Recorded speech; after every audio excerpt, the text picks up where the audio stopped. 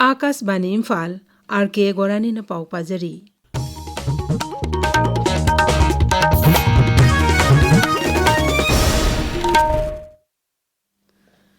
कांगपोकपी जिला की कोटजिम अमसुंग कोटलैंड अनि के मरक्ता लेबा 0 पॉइंट हैना खंगनबा मफम अदुदा नोंमै कापसिलक्पगी थौदोकता चार्ज के लुसिंगबा याउना मियोय अहुम सिरे असिबा हक्सांग सिंग अदु कांगपोकपी डिस्ट्रिक्ट हॉस्पिटल के मोकता थमली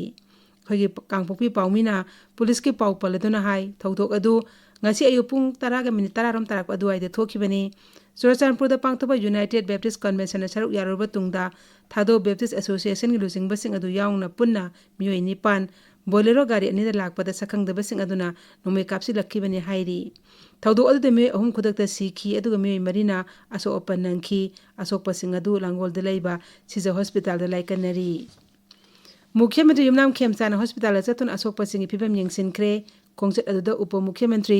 लोसी दिखो गृह मंत्री गोविंदास कोंथौज अमदी एमएलए सिंह अवंगबो नियुमाई रामुइबा लैसो कैसिंग कासिम बासुम सापम कुंजकेश्वर अमदी जमेलों पामेसु याउखी कांगपोकपी थौदो अदु मुख्यमंत्री युमनाम खेमचान याउना लुसिंगबा कयाना यानिंगदबा फोंदोरकली मुख्यमंत्री नहाई मिसेमदा नोंमै कापसिनदुना मिसी बिना याहोनखिबा थौदोक असि कुलाई पाइबसिंगी यामना पांगदबा थौवोंगनी असिगुंबा थौदोक असिना इमुंग खरगी मियोइसिंगदा अवाबा पीबदा नतना राज्य असिदा तंगदु लेताबा पुरकनबा होनबदा अचौबा खुरौ अमा ओइरकले उप मुख्यमंत्री लोसी दिखोना हाई असिगुंबा थौदोक असि लाइबक थीबनी मिसेमदा खुद थाबा खक नतना मपुंसी चुपा मियोइबा खुनागी याइफनबा लाइनिंगदुना लागलबा चार्ज के लुसिंगबसिंगदा असिगुंबा थौवोंग चथदुना मिसी मिना थोनबा सियानिंगदे कांगपोकपी थौदो अदुबो हानगी मुख्यमंत्री नोंथोमम बिरेना यानिंगदबा फोंदोक्रे राज्य असिदा तंगदु लेताबा पुरकनबा होनरिबा चैरक्ता असिगुंबा थौदोक असिना मियामदा अकीबा पोहल्ले श्री बिरेना इम्फाल सिजे हॉस्पिटल चतुना असोकपगी फिबमसिंग यंगसिनखी मई लेनबसिंगना थौदोक अदुदा चेनबसिंग अथुबा मतमदा फादुना चैराक पियु हाइनसु श्री बिरेना तकसिनखी बिष्णुपुर फॉरेस्ट डिवीजन जिला असगी कृषि विज्ञान केंद्र खुसमनदुना नुमित हुमनी ओइबा तोंगान तोंगानबा चेंगु मखलसिंग थाबगी मतंगदा ट्रेनिंग प्रोग्राम अमा ngasi पांगथोखरे बिष्णुपुर फॉरेस्ट डिवीजन ऑफिस पांगथोखिबा ट्रेनिंग प्रोग्राम अदु raising and accelerating MSME performance रेम की मखादा पांगथोकपनी तमेंगलोंग जिला की चिंकाउ विलेज अथॉरिटी न सिंदुना आधार एनरोलमेंट ड्राइव अमा ngasi पांगथोखरे जिला असकी तौसेम सब डिवीजन कोनबा मनुंग हंजिनबा मफमदा लैरिबा खुलसदा युम 95 रोम लैरी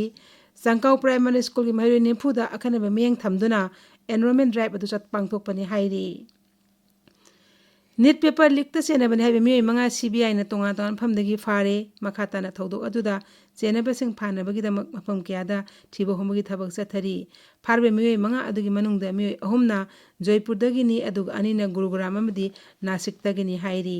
खोंगथांग असि सही असिगी नीट परीक्षा की नोमा वाटलिंगै लनागी कोचिंग इंस्टीट्यूट अमना पांगथोकपा मॉक टेस्ट अमदा नीट परीक्षा की क्वेश्चन निपुनतो यारोकपा अदुदगी मखाताना थिजिनबा हौरखिबनी इकोनॉमिक अफेयर्स केंद्र की कैबिनेट कमिटी इंग्लिश कुंतरु कुंतरेट की कालेन लौरोक की मही मरों मखल तरा मरीदा मिनिमम सपोर्ट प्राइस हेंगनब अयाबा पीख्रे केंद्र की मंत्रिमंडल मिफम लोइबा मतुंगदा पाउमिशिंगदा वा ngangbada इंफॉर्मेशन अमसुंग ब्रॉडकास्टिंग की मंत्री अश्विनी वैष्णवना हाई केंद्रना लुपा कोटी लाख 2,000 कायथोक्तना लौमी सिंगदगी मही मरों सिंग लेसिनबा पांदम थमली मसिदा चौराकना मेट्रिक टन लाख 9,914 की मही मरों सिंग यावगनी हाइरी मिनिमम सपोर्ट प्राइस हंगतपसिंगी मनुंगदा नुमिलै मरुना क्विंटल अमदा लुपा 7,9 हेंगतले कॉटन की ओइना लुपा 553 सिसामुंग की ओइना लुपा 500 हेंगतले मरु ओइबा मही मरोंग सिंगी मनुंगदा ग्रेड A पेडी हारिबा लो फौ मखल असिगी अनुभव ममल क्विंटल अमदा लुपा 2,950 ओइरगनी हाइब्रिड जोआर की ओइना लुपा 3,000 बजरा की ओइना 2,950 हवाई मरुंग बिको ओइना क्विंटल अमदा लुपा 9,950 ओइरगनी नेशनल इन्वेस्टिगेशन एजेंसी NIA ना नार्को टेररिस्ट इकबाल सिंह एलाई सेरा फारे पोर्टुगल दगी डिप्लोमेटिक अमद आयनगे अयाबा लौरबा तुंगदा ngasi दिल्ली एयरपोर्ट हेक थोंगलबगा NIA ना माकु फाखिबनी